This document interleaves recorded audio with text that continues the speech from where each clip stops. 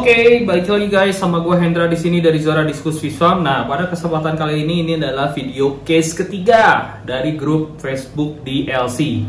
Buat teman-teman yang belum tahu, kalau Zora Diskus itu mempunyai satu grup di Facebook yang namanya Zora DLC atau Zora Diskus Learning Center. Jadi buat kalian yang mau join silahkan klik link di sini ya.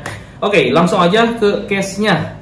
Biar nggak panjang-panjang lagi, karena buat teman-teman yang udah ngikutin dari case 1, case 2, ini adalah case yang ketiga.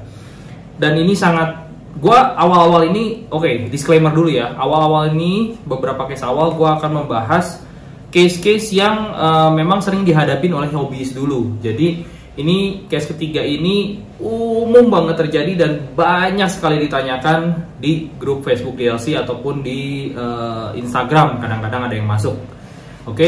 Nah, ini pertanyaan dari kakek merah. Permisi Min, saya mau nanya, apakah yang harus saya lakukan di hari kedua ada yang bertelur? Jadi teman-teman hobis biasanya, nah ini kita lihat dulu videonya ya. Ini jadi ada satu ikan bertelur, kemungkinan ini ditemenin pigeon pasangannya, ya, yang jantannya ini atau yang betina. Ini yang mana nih jantan? Ini kayaknya jantan, ini betina. Nah ini bertelur di pipa. Biasanya deket power head atau pompa air atau di bagian pipanya atau di selangnya bahkan. Kadang juga di heater. Kadang juga mereka bertelur di heater. Nah, ini sangat-sangat umum terjadi ketika seorang hobis mempunyai satu buah community tank, komtank, dan diisi berbagai jenis ikan yang memang diskusi itu juga susah dibedain jenis kelaminnya kan. Antara jantan dan betina tuh kita cukup susah. Jadi kadang kalau misalnya diminta untuk menentukan jantan dan betina, kalau itu ikan belum sampai nelor atau membuahi dan menetas, biasanya kita sebutnya prediksi. Ini ikan prediksi jantan atau prediksi betina. Balik lagi ke case ini. Di case ini teman-teman bisa melakukan beberapa hal. Yang pertama, kalau ketemu ikan ada yang nelor kayak gini, yang bisa dilakukan adalah membiarkan.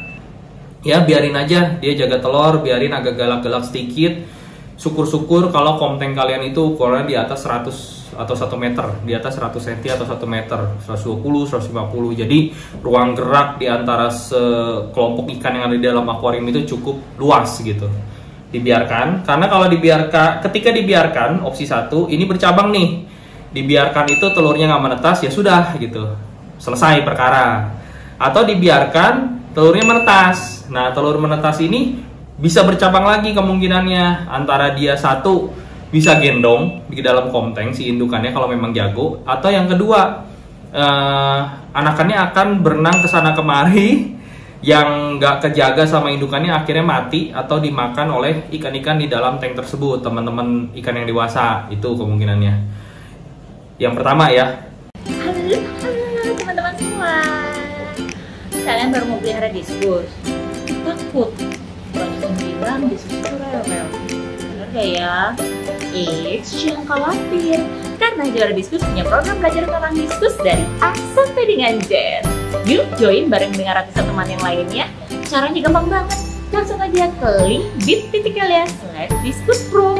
Sampai jumpa di next level DLC. Lalu yang berikutnya adalah kalau misalnya kalian mau melanjutkan mereka untuk breeding, untuk diternak, kalian bisa angkat jantan atau betinanya ini dipisahkan ke dalam akuarium yang khusus breeding. Akuarium khusus breeding itu biasanya cuma akuarium kecil dengan ukuran 40-40-40 atau 50-50-40, kurang lebih antara 40 sampai 50 cm deh ukurannya.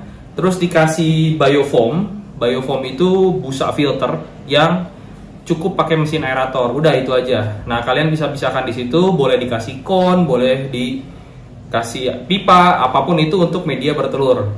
Nah, di situ kalian bisa melanjutkan untuk breeding.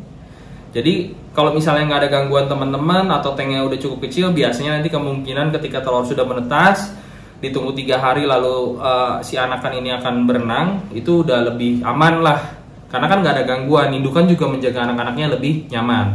Cari diskus! Zora Diskus aja! Bye.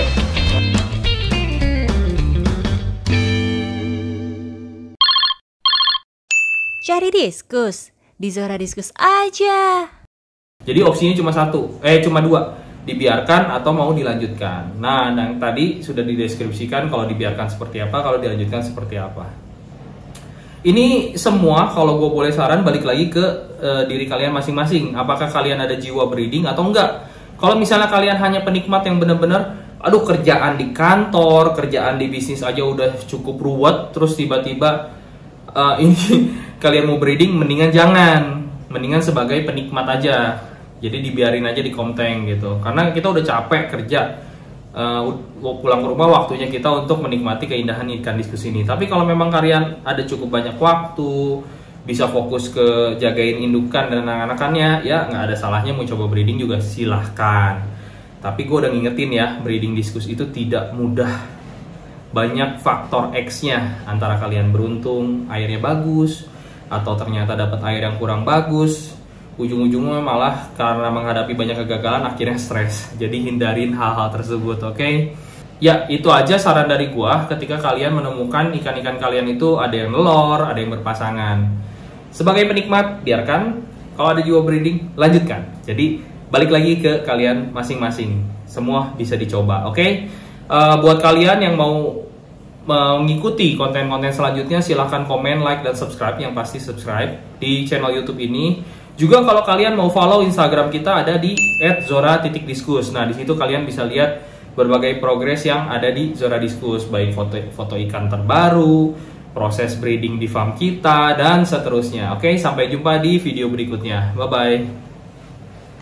Cari diskus di Zora Diskus aja.